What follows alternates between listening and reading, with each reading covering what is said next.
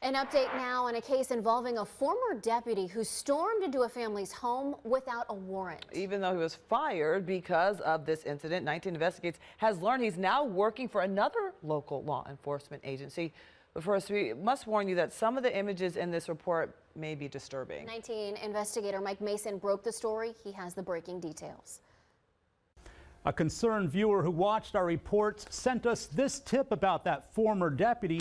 They say he's being paid more than new officers, even though he's had some major problems in the past. On June 17th, at around 3 a.m., a resident of this New London trailer park called police, claiming his neighbor James Perez was threatening to fight him. Now former Huron County Deputy Noah Perry and former New London police officer Brett Harrington took the call. Body cam footage shows Perry banging on the door. That's when Perez's partner Jessica tells the officers to leave them alone. I need to talk to James, not you. Oh, well, this is my house. Sorry, I can't help you. But when she tries closing the door, video shows Perry wedging his foot in a threshold and forcing his way in, all without a warrant. Then suddenly, everything turns upside down. You entering my house without permission. Wow! You're entering my house. James. Yes, get a phone, Sky. Start recording. Get out of my house. Stop fighting. Get this. Call. Look. Get the doors off me.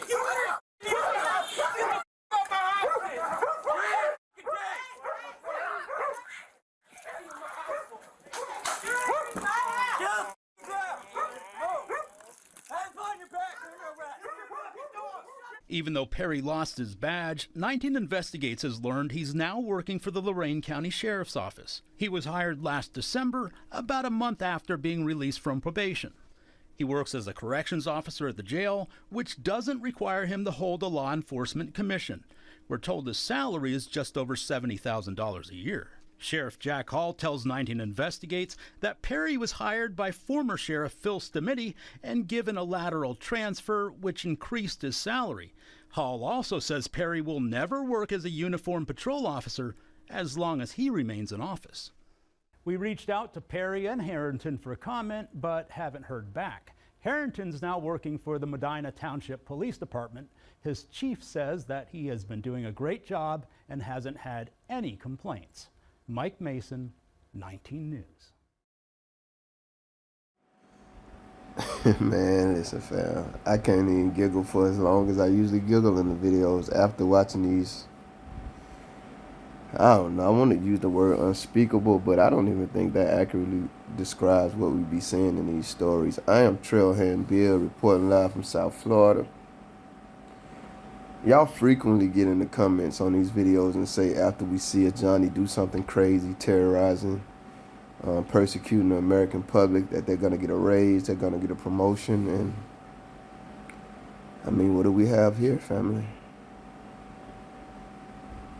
I don't even know what direction I'm supposed to take this in. I am still under the weather. Shout out to everybody who jumped on that post that I put up, just letting you guys know where I was slow a little bit with the content. I'm sorry. And you guys wish me a speedy recovery. I appreciate that. You probably can hear my voice now. But I think in one of my more recent videos, I said I feel like I'm doing the same video, the same commentary over and over again. I just covered this story a few days ago. This just broke about the initial incident, what we're watching right now, where they broke into these people's house.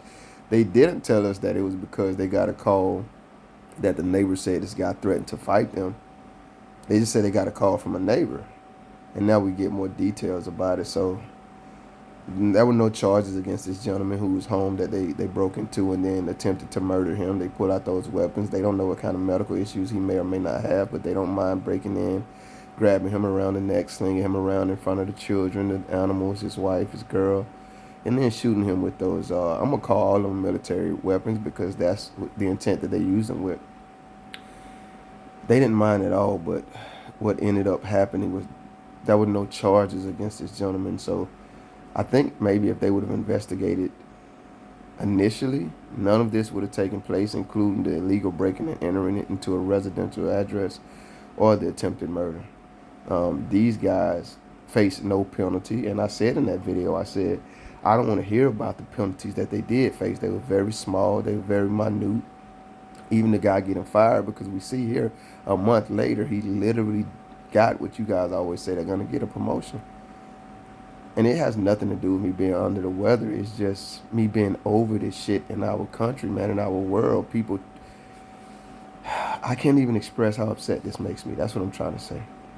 And what I will say in this case is, I often reference race in these videos because I'm not scared of those conversations. And I think this time is where we see these people were either profiled, because I didn't say this in the initial video, they were either profiled because they're Latino Chicos, or they were profiled because they are lower class citizens in the eyes of people like cops in our government. Now, I say that, not that I think of them like that, but certain people will look at people who live in trailer parks, etc., and be like, well, yeah, they are the refuge of society, therefore we don't have to treat them like they're humans created in God's image. Because you got to make it make sense to me why you thought you could go in those people's house, breaking and entering into a residential address, and try to murder the man in the home. I experienced something, man, probably like the last 3 or 4 years of my life. Maybe I feel comfortable enough to share it. It has nothing to do with the Johnnies, but it keeps me from expressing how I feel as fluently as I want to when I cover these stories. And maybe I'll get over that one day, but until then, I'm just going to say this is not how any of God's children should be treated by people that they employ to keep our community and our country safe. And the insult to injury is that we're supposed to respect these coward motherfuckers. We're supposed to instinctively and automatically see them as heroes. And they have an entire system not only set up to terrorize us, but to keep the terror going. Now he's working at a jail. I cover stories of how they treat those inmates, those prisoners. There are 2 prisoners still on the run from Orleans right now in Louisiana, where 10 escaped, 2 are still free. I've been keeping my nose, my mind, and my heart out, and my mouth out of that conversation. I'm damn near to the point where I'm rooting for those guys to find freedom and asylum in another damn country. Because if this is how he's behaving out on the streets, where we can see his actions and activities, where people can record it, she screamed, record. Why the hell, if you know that, then you know not to open your damn door. I covered that in the other video. You're going to have to go see it. But if that's how they're treating Americans out here, where they can be documented, what the hell is he going to do behind those walls with those human beings who are innocent until proven guilty, and some of them still innocent after being proven guilty? What the hell is he going to do to them? Knowing that, for the most part, they don't have the ability to document anything. And these coward motherfuckers just use the good old boy system to promote him and reassign him on our dime, our dollar, and our American liberties and human safety. I'm Trailhand Bill. Thank you if you made it this far. If you liked the video, feel free to hit that thumbs up button. I greatly appreciate it. If you care to go a little further than that, maybe even subscribe, hit the notification bell. Check out a few of the other videos on the channel. Either way, y'all be safe.